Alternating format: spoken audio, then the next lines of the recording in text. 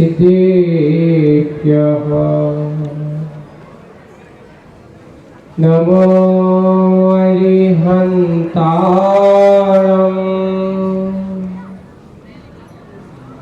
नमो सिद्धारं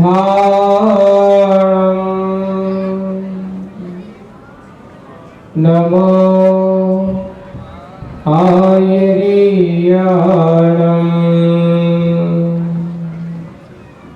नमो वज्रायाणं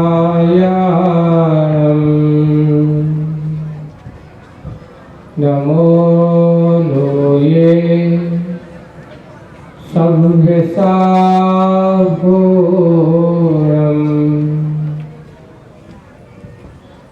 बोलो शासन नायक भगवान महावीर स्वामी की, मूल नायक देवादिदेव 1008 श्री आदिनाथ शांतिनाथ पार्श्वनाथ भगवान की, परम पूज्य आचार्य गुरुवर श्री विद्या सागर जी महाराज की, गर्भ कल्याणक महामहोत्सव की, अहिंसा परमो धर्म की।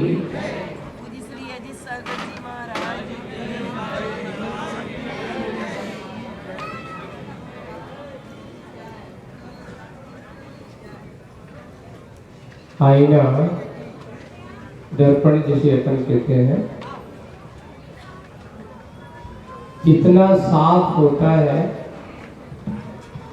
उतना अच्छा चेहरा दिखाई देता है। अगर दर्पण में थोड़ी भी धूल लगी हो,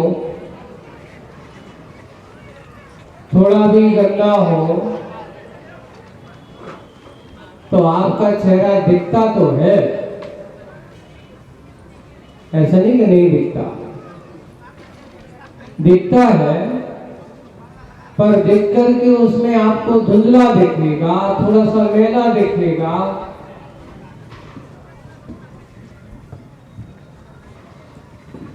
वैसे ही आज का ये पावन दिवस है,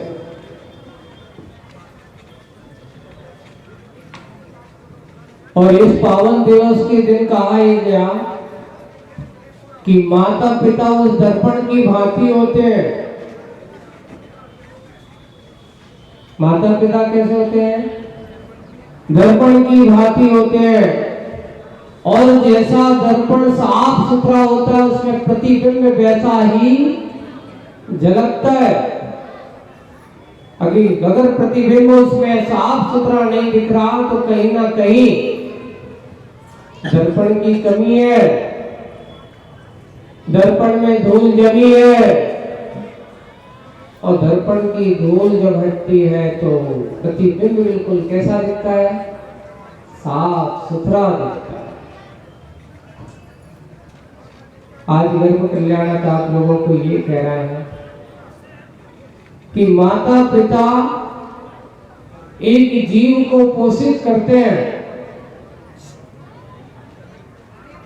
एक जीव का परिपालन प्रारंभ करते हैं। आप लोगों को जब वो वहां लगी तो क्यों घुस रहे हैं अंदर? समझ में नहीं आता, वो बंद रख रहे हैं तो वहां से करने के लिए क्यों घुसते हैं अंदर?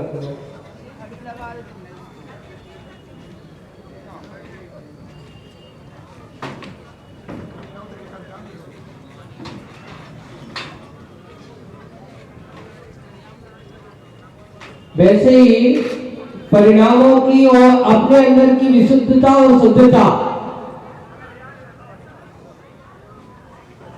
अगर आपके पास है तो आने वाला समय, आने वाली संतति आपको वैसी ही दिखाई देने वाली है। अगर आपको अपनी संतति के संरक्षण की बात करना है तो पहले अपनी संस्कृति को सुधारना हो। आपकी संस्कृति उन वितराग भगवान के द्वारा परंपराओं को देने वाली एक वितराग संस्कृति है। हमारे यहां कहा है कि ये मनुष्य जन्म मिला है, विषय भोगों के लिए नहीं मिला। ये मनुष्य भाव प्राप्त हुआ है, तो विषय भोगों में डाल करके इसको दुरुपयोग मत करो। आज ये हो रहा है कि एक अनमोल चीज हमारे हाथ में आई, बहुमूल्य चीज हमारे हाथ में आई, और हमने क्या किया? हमने उसको बहुमूल्य चीज को विषय भोगों की कौवा उड़ाने में फेंक करके दुरुपयोग कर दिया। एक कौवा बोल रहा था, आवाज आई, तुमने देखा ना जाना और लिया पत्थर जैसे समझ करके उसको फेंक दिया। आज यही हो रहा है। हम कहां जा रहे हैं? इतना निश्चित है कि अगर हमारी संस्कृति बिगड़ती है तो विकृति का जन्म होता है, और जब विकृति आती है तो आदमी के जीवन में दुष्कृति आ जाती है, और दुष्कृति जब आ जाती है तो अपसंस्कृति का जन्म हो जाता है, और जब अपसंस्कृति आ जाती है तो आदमी की दुर्गति भी हो जाती है। कहां से हम चले? क्या करने जा रहे हैं? सोचिए, आज धर्म कल्याण का दिन है। आप लोगों को जब बातें कहते हैं तो कुछ बातें तो लोगों को बुरी तो लगती है ना? और बुरी लगना चाहिए कि ये वो समाज है जहां धन भी है, पैसा भी है, संपत्ति भी है, विषय भोगों की सामग्री बहुत भरपूर है। ये वो समाज में जब जो चाहे जैसा चाहे सब कुछ कर सकता है। लेकिन आज वह समाज कहां पहुंच रही है? धन बल के कारण से दुर्गति का पाप। जिस धर्म की आप उपासक हो, जिस धर्म की तुम उपासना करने वाले हो, उस धर्म को जिनने धारण किया वे आज परमात्मा तत्व को प्राप्त हो गए, और आज उस धर्म की आराधना ना करते हुए तुम विराधना कर रहे हो, और विराधना के परिणाम से ये हो रहा है कि जिस मनुष्य पर्याय से तुझे कल्याण करना था। कुछ लोग क्या करते, माइक को बंद करवा लेना थोड़ा सा, भोजनशाला में चालू हो गया, एक दिन को याद दीजिए सही। तो उनके लिए यही कहना चाहूंगा कि बंधुओं, ये मौका मिल गया, और अगर तुमने इस मौके पर अपना जीवन का दुरुपयोग में कर लिया, समझ लेना ये तेरा दुर्भाग्य है। जो सौभाग्य से मिली थी हमने उसको दुर्भाग्य में परिवर्तित कर दिया। कहां है तुम्हारा ये दर्पण? क्या है तुम्हारा ये जीवन? तुम आज अपने बच्चों को क्या सिखा रहे हो? बच्चों को क्या देना चाह रहे हो? बच्चों के हाथ में तुम्हारे पिता ने, तुम्हारे बुजुर्ग ने ये तुम्हें दिया, क्या तुम अपना कर्तव्य समझ करके अपने बच्चों को दायित्व दे रहे हो? तुम्हारे बेटा, तुम्हारे जो आज बड़े बुजुर्ग थे हमारे पहले, मुझे याद है सबसे पहले कहते थे, बेटा उठो, जल्दी नहा धो लो, पहले सबसे कहां जाओ? मंदिर जाओ। और आज के माता पिता क्या कहते हैं, बेटा जल्दी उठो, नहा दो या ना नहा दो, जल्दी उठो, स्कूल जाओ, बस खड़ी है।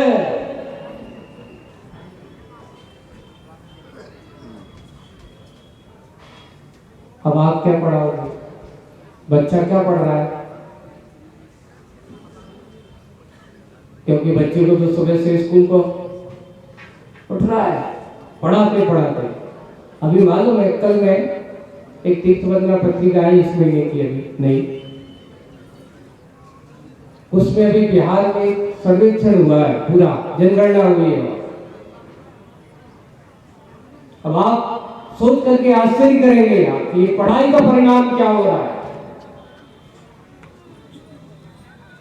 पढ़ाई का विरोध नहीं कर रहा हूं, लेकिन उसमें सर्वेक्षण में ये आया है और लोगों ने लिखा और लिख करके उस आर्टिकल का प्रतिफल ये हुआ कि आज बिहार में संख्या के रूप में सन 2011 में पूरे बिहार में 18,000 कुछ जैनों की संख्या थी। कितनी संख्या थी?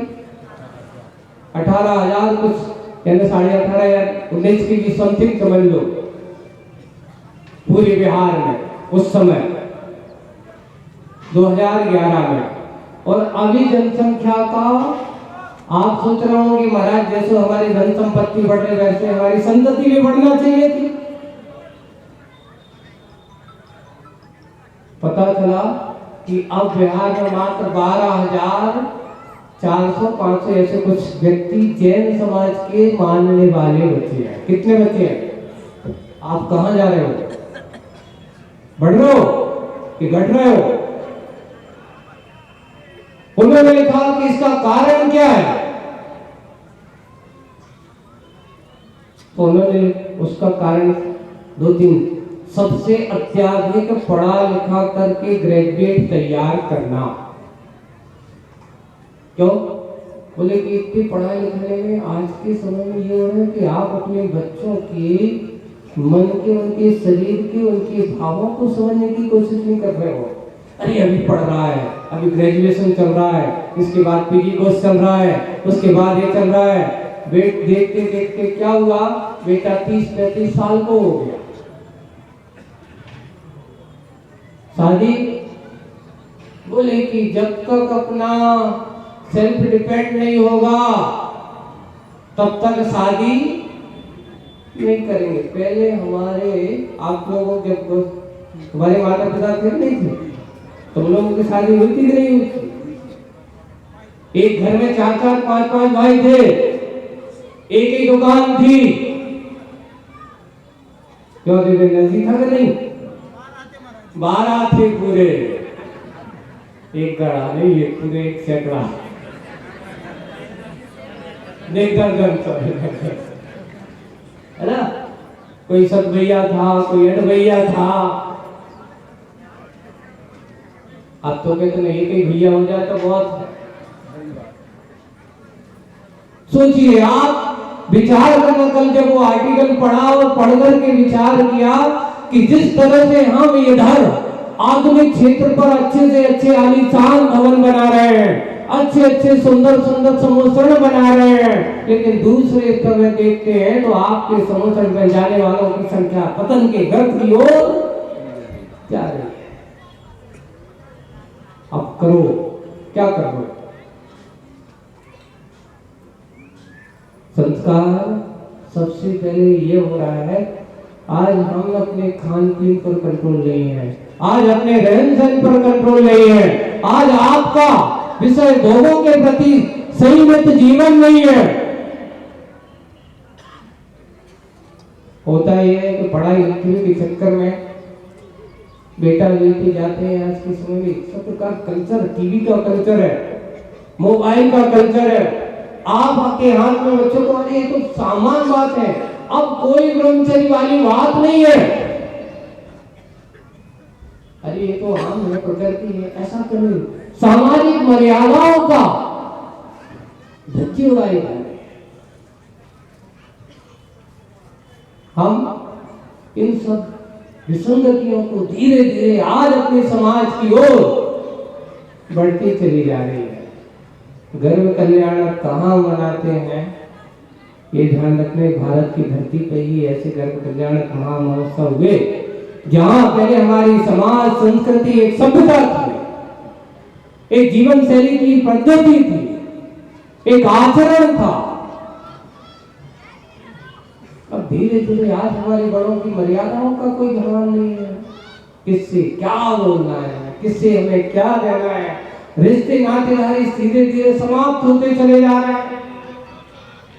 अब ये बताओ, वे एक बहुत चिंतनीय विषय है कि जब घर में एक ही बेटा होगा तो काका नहीं बनेंगे कोई,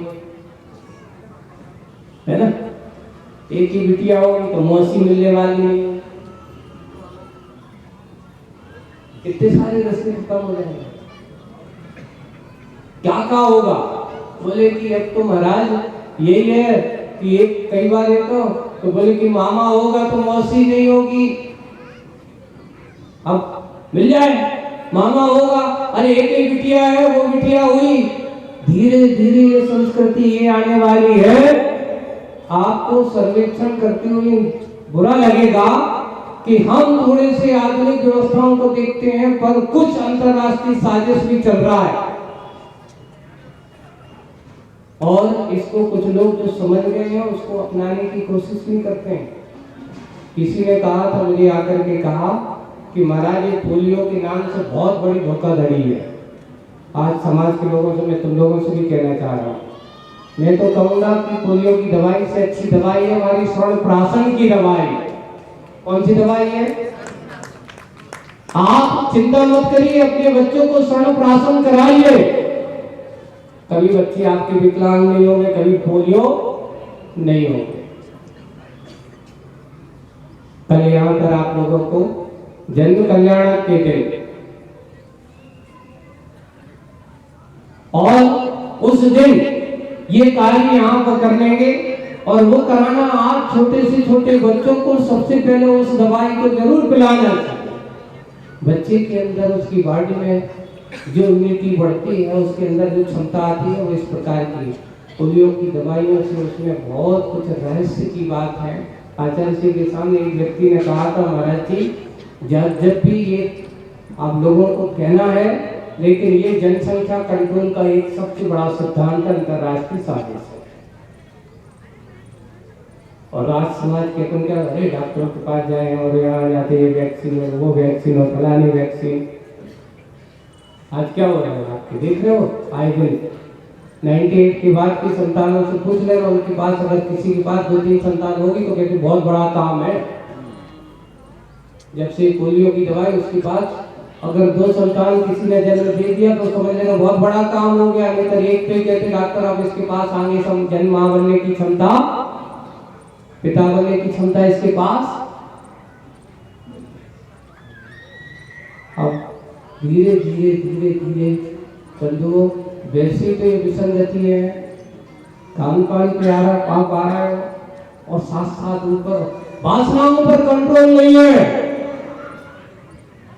हमने उनके हाथ में मोबाइल पकड़ा दिए, हमने उनके हाथ में अच्छे अच्छे खुले आम गाड़ी पकड़ा दी है और आराम से अच्छे पैसा है। बेटा जितना खर्चा करो करो, पढ़ाई के नाम पे वो पढ़ता है कि पाप के कार्य करता है। क्या कर रहा है? बेटा हो चाहे बेटी, पहले तो ये होते थे कि बेटी को अपने परिवार के बीच में रखा जाता, पालन पोषण करा जाता था और अच्छे से उसको संस्कारित करते थे और उसका विवाह संबंध करके सामने वाले के ससुराल घर वालों को सौंप देते कि अब बेटी तुम्हारे हवाले। आज ये हो रहा है कि बेटी कहता है, परिवार वाले कहते कि देखो ध्यान रखो तुम कितने हो। पहले लोग सोचते कि भैया भरे पूरे परिवार में रहेगी हमारी बेटी सुरक्षित रहेगी। आज ये कहते हैं कि नहीं हमारी बेटी का अकेला मकान अलग है, फ्लैट अलग है कि नहीं, सबके साथ नहीं रहेगी। हमारी बेटी नौकरानी बन करके नहीं रहेगी, काम थोड़ी करेगी, काम करवाएगी। एक बार बहुत अच्छा प्रश्न आया था, किसी ने पूछा था कि पहले कहीं जाते थे लड़की को देखने तो पैसे क्या पूछते थे, ये बताओ कि तुम्हारी बेटी को रोटी बनाना आता कि नहीं आता, तो वो कह देती है हाँ आता है, पुराने लोग हैं। और आज वो तो लड़की वाली हो गई तो आकर के लड़की वाली से पूछे क्या बताओ तुम्हारे घर पर रोटी बनाने वाली आती कि नहीं आती। यही पूछते को नहीं पूछते, तो सही बताना तुम्हारे तुम बनाने काम वाली है कि नहीं है, बर्तन वाली है कि नहीं है, कपड़ा धोने वाली है कि नहीं है। अब बताओ वो परिवार में बेटी रहेगी कैसे? अभी दशा ये है कि हम ज़्यादा सुविधाएं और थोड़ी सी दुविधाओं में डालने वाले काम आते हैं। अपने बेटियों, अपने संतानों को, अपने परिवार, एक चिंता मत करना बेटी, कुछ भी गड़बड़ हो जल्दी फोन कर देना, हम आ जाएंगे। अभी 2 साल अभी आए दिन देख रहे, 2-2, 3-3 महीने शादी के नहीं हुए, तलाक। कोई भी समाज व्यवस्था नहीं। पहले एक लोग होते थे, अच्छी बात होती थी, आपस में मिल बैठ करके समझौता कर लेते थे, परिवार में आराम से सब कुछ चलता था। हम थोड़ी सी समाज को, अपनी संस्कृति को समझने की कोशिश करें।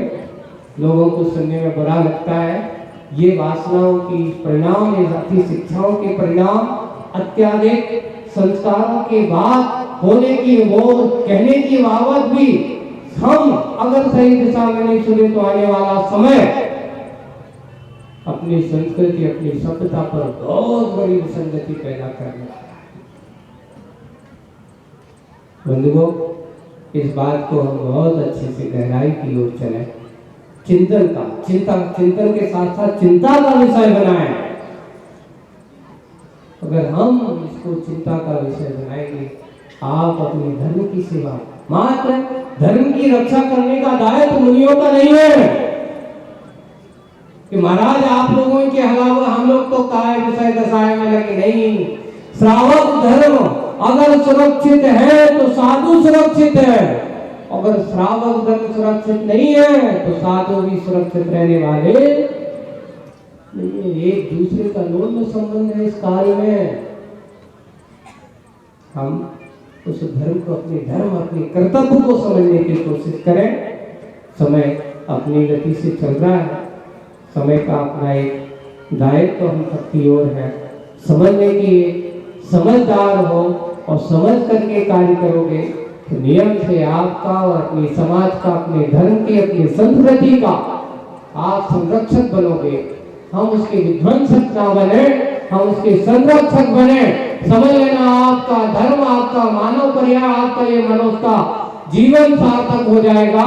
सभी लोग अपने आप को सार्थक बनाने की कोशिश करें, ये मनुष्य पर्याय को व्यर्थ में खोने की कोशिश ना करें।